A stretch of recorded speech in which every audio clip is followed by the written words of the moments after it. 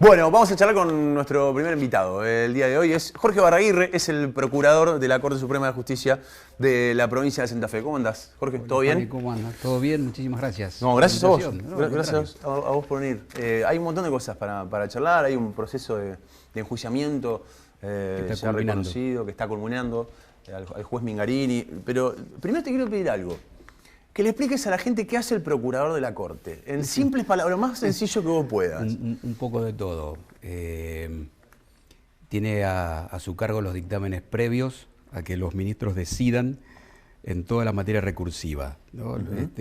La Corte no es una tercera instancia, es una instancia extraordinaria que fija doctrina constitucional y antes que los ministros resuelvan, el procurador dictamina acerca de la admisibilidad sustantiva que tiene cada uno de esos recursos. Eso por un lado, una competencia muy grande, muy amplia, y por otro lado tiene la parte disciplinaria, si se quiere, que va desde las cuestiones de los sumarios o las investigaciones administrativas a los empleados, funcionarios y jueces del Poder Judicial de la provincia hasta esta cuestión que citás sobre el tema del enjuiciamiento a magistrados. Esas son las dos grandes áreas donde uno se muere muchísimo. Y después tiene además, a su vez, la Procuración Fiscal Electoral, que si bien sobresale en los años electorales, es el único funcionario del Poder Judicial estable, porque el presidente y los vocales del Tribunal Electoral cambian la composición con cada elección, dependiendo de quién sea el presidente y el sorteo de los vocales.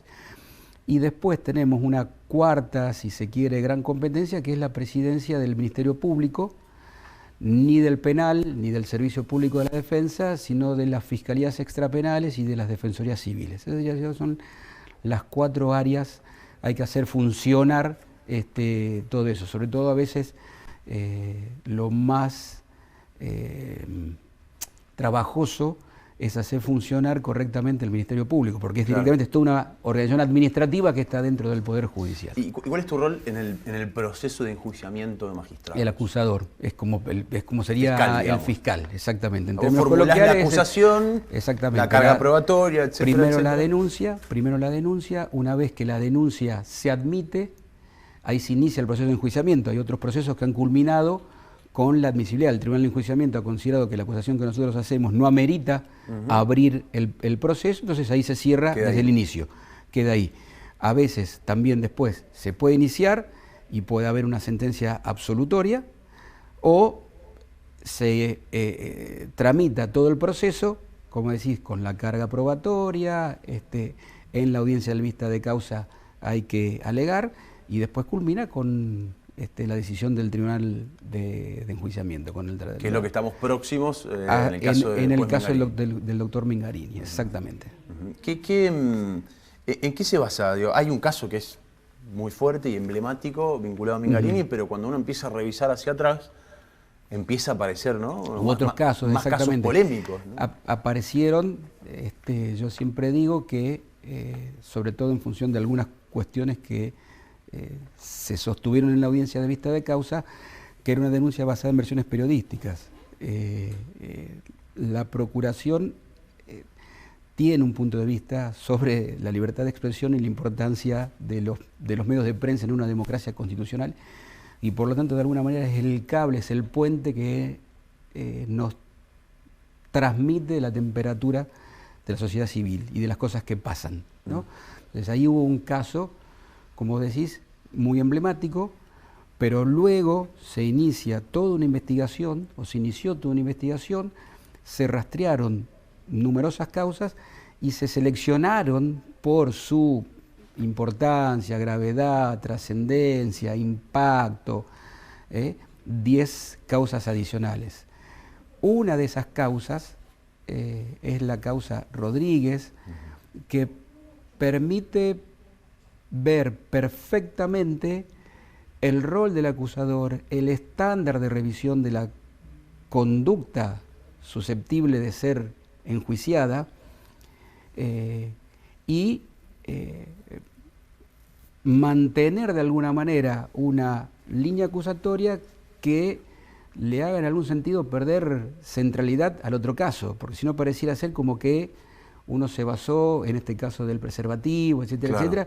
Sin embargo, hay casos que yo diría que son tan o más emblemáticos de la misma o mayor gravedad. Decía este caso de Rodríguez, era un niño de 9 años de edad con trastorno del espectro autista, donde está claramente la manera irregular o ilegítima, antifuncional, en que se produce el razonamiento del doctor Mingarini, que si uno lo compara con el del camarista que llega al mismo resultado, confirma la libertad del imputado y rechaza la pretensión del Ministerio Público de la acusación, pero lo hace de modo radicalmente opuesto, diametralmente opuesto. O sea, los fundamentos son absolutamente distintos. Entonces, uno tiene, por ejemplo, digo, por citar 2 normas jurídicas muy rápidamente y en términos coloquiales, los jueces lo que hacen cuando tienen que disponer una prisión preventiva es centralmente probabilizar la autoría y luego analizar si el imputado puede presentar obstáculos de tipo procesal, tanto en materia probatoria o en el caso de que haya una sentencia condenatoria hipotética al final del proceso, se puede dar la fuga, ¿no? Ahora, perdón que te interrumpa, Jorge. Mingarini, que se hace públicamente conocido por vos citabas el caso del preservativo, en el cual deja libre en realidad a una persona o sin permanecer en prisión preventiva, mejor dicho, porque en su... Sin disponer, exactamente. Claro, sin disponer de la prisión preventiva, porque en su considerando pone en duda una situación de abuso porque esta persona se colocó un preservativo de violación. Exacto. ¿No? Digamos, un argumento, por eso a eso voy a los argumentos, digamos, que vos citaste, inclusive hay un fallo de cámara en otro caso, que es igual, pero con argumentos absolutamente distintos. O sea, evidentemente hay una visión... de Mingarini es muy particular, sí, muy machista, particular misógina, por llamar, que es lo que está calificado. Bueno, en este caso, básicamente el tema es que adhirió a un tipo de consentimiento que es el consentimiento presunto. Entonces, como no había señales de violencia, él no puede encontrar, no puede razonar, no puede imaginarse cómo es posible que una persona en la instancia de ejercer violencia sobre la víctima pudiera colocarse un preservativo, ¿no? Sí. Pero decía, retomando lo anterior, que creo que es el ejemplo para que se entienda y que esto no se visualice como una persecución sobre un determinado magistrado en contra de las garantías de independencia. Cuando un magistrado tiene que analizar esa probabilidad de autoría, es una probabilidad claro. Está muy circunscripta a la evidencia que presenta. Cuando el Ministerio Público de Acusación presenta evidencia corroborativa de las declaraciones, se va achicando el campo de las probabilidades. Y lo que nosotros advertimos es que el magistrado se manejaba en el campo de las posibilidades. Entonces, la imaginación es muy amplia, uno puede imaginar 1000, 2000, 100.000 causas posibles, pero causas probables no.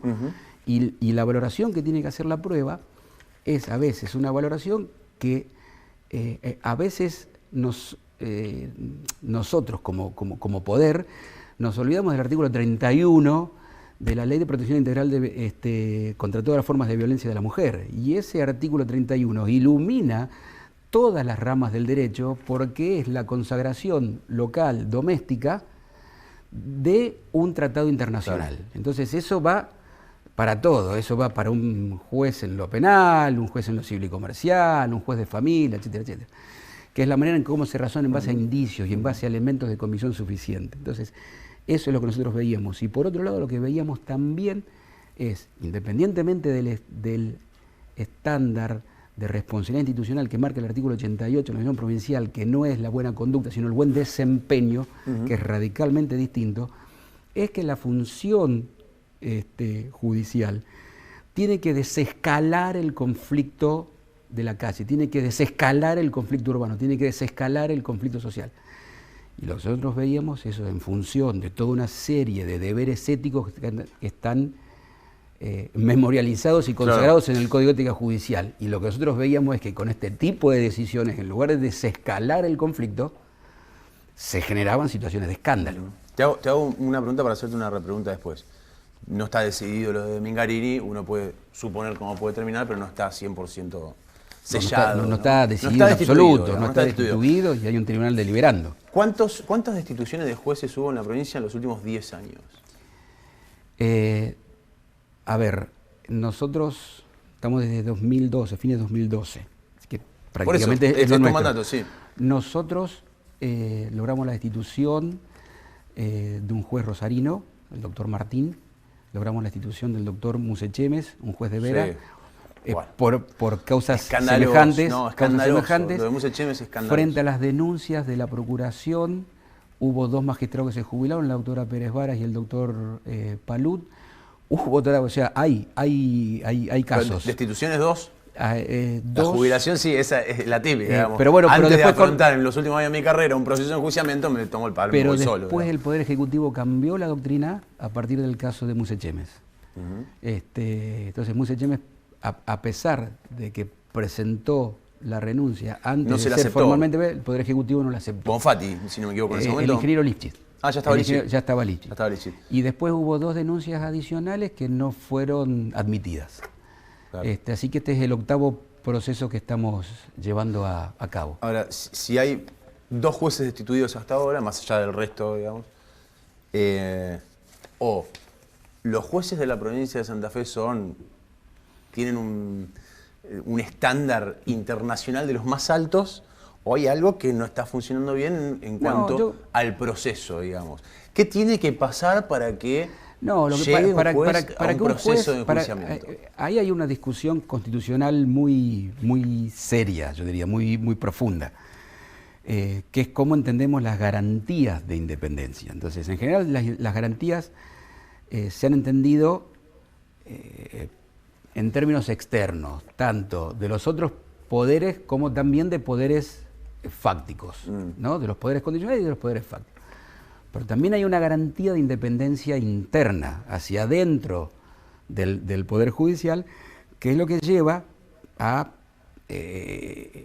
esta doctrina coloquial de que los jueces por sus sentencias no pueden ser removidos. Entonces, como la actividad judicial básicamente se traduce en decisiones judiciales, y si la garantía de independencia protege la decisión, y si a esto le sumamos que están los mecanismos jurisdiccionales previstos también para recurrir decisiones malas, ya sea en segunda instancia o incluso de la Cámara por vía extraordinaria ante la Corte, se va cerrando, se va achicando enormemente la posibilidad de enjuiciar magistrados por el contenido de sus sentencias. Entonces, ¿qué es lo que hicimos, por lo menos desde mi procuración, o desde que yo estoy a cargo de la procuración?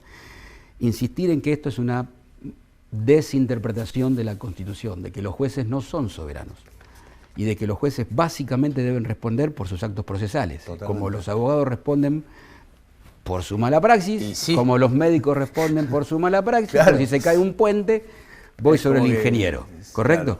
Ahora, esto requiere su tiempo, requiere su maduración.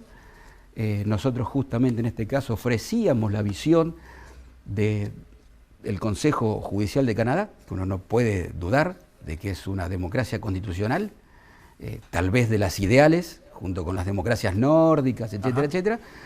Y ahí por 3 frases de un juez, el Consejo Judicial de Canadá decidió remover por 3 frases que eran francamente humillantes hacia la víctima de violación, que había dicho, no sugerido, había dicho, ¿por qué usted no cerró las piernas para evitar ser violada?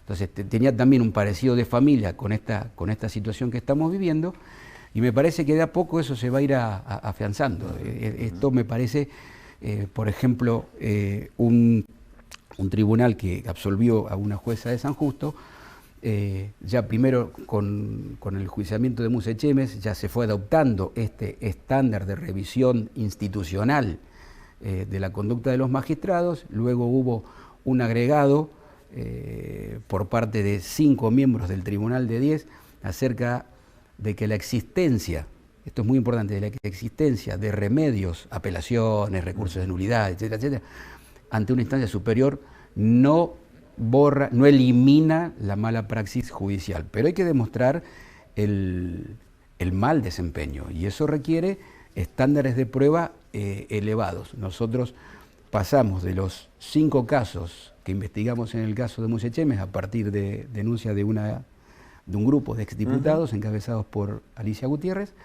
y en este caso presentamos 11. Porque yo, así como también propugno una interpretación del artículo 88 en base a la letra del artículo, que no habla de mantener la buena conducta, sino el buen desempeño, que es distinto, sí. Así también uno debe reconocer que remover un magistrado, sancionar un magistrado con la destitución no puede ser está comida claro, de todos los días. No, de hecho, pero vuelvo al dato, digamos, 2 en 10 años. Pero yo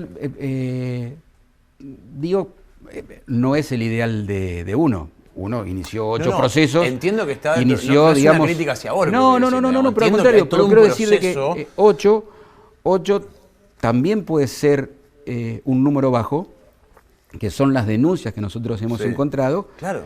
Pero también hay ajustes por otra vía, es decir, del llamado de atención, la prevención, una destitución, la suspensión. Una destitución es última instancia. Una última instancia, exacto. Quiero tirarte una especie de ping-pong con 3 o 4 cosas. Hay mucho para charlar y te pido respuestas cortas para avanzar. Perdón por lo largo. No, que está bien, pero en este caso vas a saber que por ahí no son todas iguales.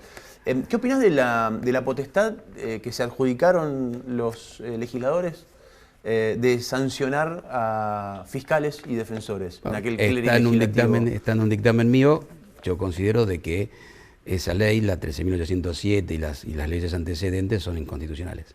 Absolutamente inconstitucional para vos.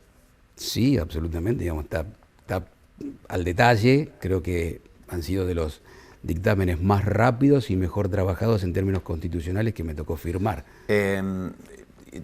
Sabiendo que también tenés dictamen, creo que la última vez que viniste fue por algo que te voy a preguntar ahora. La situación del senador Trasferri, que por lo menos ha ocupado mucho lugar en el último tiempo y donde hay fiscales investigándolo, antes de que definan algunas cuestiones, por ejemplo la Corte, como bien decís, opina el procurador, no es vinculante, digamos, porque si no el destino, el final hubiese sido otro. Los fueros. ¿Qué pensás de los fueros de los legisladores provinciales? Que tienen que estar acotados, y creo que hay una historia constitucional muy extensa, que también la ofrecí en mi opinión legal, acerca de ese estrechamiento o acortamiento de los fueros. Más aún cuando en 1994 hubo una reforma que se hizo acá, pero nosotros no le dimos mucha bola, digamos. Una reforma que expresamente le dio una categoría que ya venía otorgada jurisprudencialmente, pero que están por encima, ¿no es cierto?, hasta de las leyes federales o de las leyes nacionales. Entonces, en ese caso, la Convención de Naciones Unidas me parece que marca el rumbo en el que todas las jurisdicciones tienen como un piso mínimo, ¿no? Entonces, por debajo de ese piso, no, ahí tiene que haber un balance entre el debido respeto de la función, pero al mismo tiempo también las posibilidades de investigar, ya no solamente de jugar, sino las posibilidades de investigar. Que pueda avanzar por lo menos la investigación. Que pueda avanzar la investigación. Penúltima, te la voy anticipando. Jorge Ibarraguirre está a favor o en contra de una eventual reforma de la Corte, incluyendo... ¿De la Corte Nacional? No, de la Corte Provincial. ¿De la Corte Provincial? No. A ver, los 6 miembros han estado históricamente desde la época de mi padre. Si se necesita un miembro más para desempatar, es una cosa que me parece que no habla, me parece, Juani, de reforma. Y los procedimientos, yo diría que me parece que los procedimientos no hacen falta. Está muy consolidado la jurisdicción extraordinaria de nuestra Corte. Por eso yo al principio decía de la Corte Nacional, ese tipo de cosas. Yo no veo que haya que reformar la Constitución para reformar los procesos, las competencias de las Cortes. Ejemplo concreto, en el año 85 se discutía, por ejemplo, acerca de si la Corte concentraba todos los procesos contenciosos administrativos. Y ahí hubo, por ejemplo, una flexibilización de la Constitución y nace la famosa Ley 10.000 de intereses difusos, que es la primera ley, yo diría, en el ámbito nacional que reguló el amparo colectivo. Coloquialmente lo digo, digamos, técnicamente, digamos, en un congreso, intereses difusos no es lo mismo que amparo colectivo. Pero digo, esas me parece que no hace falta que toquemos la Constitución para flexibilizar la jurisdicción de la... Por ley se pueden llegar a modificar. De hecho, por ejemplo, las cámaras contenciosas, que yo sé que hay un proyecto del gobierno, del Poder Ejecutivo, de crear una jurisdicción contenciosa administrativa completa, lo que facilitaría, por ejemplo, el acceso a la justicia de todos aquellos que tienen un pleito contra la administración. Eso tampoco, ya en el año 96, me parece, se sancionaron 2 leyes, la 11.329 y la 11.330, que también sirvieron para que la Corte se transforme en un tribunal constitucional y no en el tribunal contencioso administrativo que era. Entonces eso me parece que son perfiles que la Corte va tomando y que no ameritan que se haga una reforma constitucional en función de modificar el número de miembros o de modificar los procedimientos. Eso me parece que está bastante consolidado. La última, no sé si tenés el número, ¿cuántos vacantes tiene, cuántos juzgados están vacantes hoy en la provincia de Santa Fe? Creo, en el fuero ordinario, obviamente, ¿no? Exacto, sí, la provincia de Santa Fe, creo, en las últimas reuniones de la Corte, el número andaba cerca de los 60, 57, 58 vacantes. Tampoco le quiero pifiar, pero me parece que son 374 magistrados que hay en la... 374. Cálculo rápido, o sea, más de 50 360, promediando.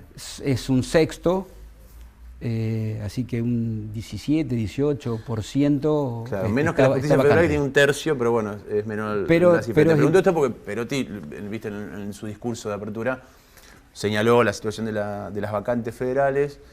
Hoy se habló en Rosario también, que estabas invitado y no pudiste ir. Mi pregunta es, ¿por casa cómo andamos? Digo, también, habiendo más de 50 vacantes, mandó 10 pliegos el gobernador a la legislatura y después los retiró. Seguimos con vacantes en juzgados que vendrían bastante bien cubrir, ¿no? Hay zonas críticas. Hay zonas críticas, hay juzgados abarrotados. Sí, hay juzgados abarrotados. ¿Y por qué no hay un problema? ¿Por qué no llegan los acuerdos políticos para que se cubra? Es harina de otro costal, digamos. Gracias. Es un problema, me parece, que no te vas a meter vos, digamos. No, creo que es un problema de la política que tiene que ver. No me voy a comprar un quilombo, me querés decir, básicamente. Cómo tienen que resolver los consensos. Yo creo que hay algunas cuestiones en donde uno es responsable o corresponsable de situaciones de enojo social, y todas esas cuestiones anexas, pero cómo tiene que resolver la legislatura y el Ejecutivo la construcción de consensos, me parece que no solamente no por ser un problema, sino porque es una cuestión muy particular que tiene que ver con la constitución de la legislatura, las elecciones del año que viene, la conformación de los frentes políticos, es decir, ahí hay un tablero, ahí hay un ajedrez que creo que tanto de la legislatura como del Ejecutivo tienen que ponerse de acuerdo.